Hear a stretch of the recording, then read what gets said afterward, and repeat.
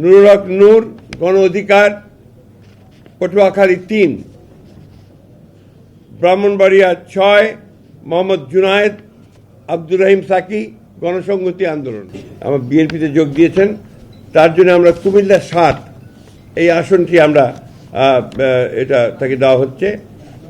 Pirojpur ১-এ Mostafa Jamal Haider, chairman জাতীয় party.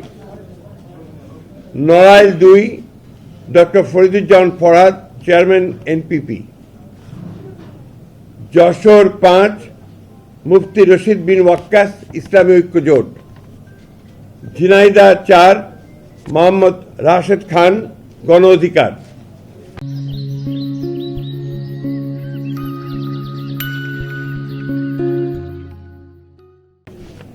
Bobby Hajjaj, NDM, তিনি বিএনপিতে যোগ দেবেন এবং সেটা ঢাকা ১৩।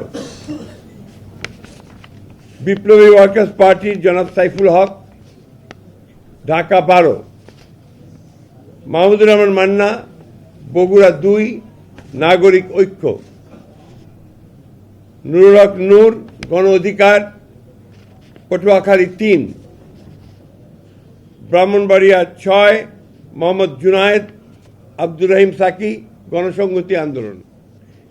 এটা আমরা ঘোষণা করলাম, এরপরেও আলোচনা চলবে।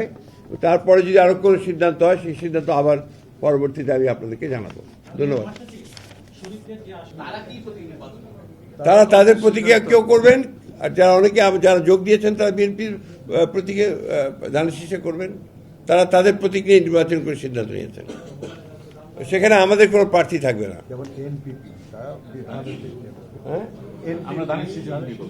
আর এনপিপি করবে ধানের শীষ নিয়ে।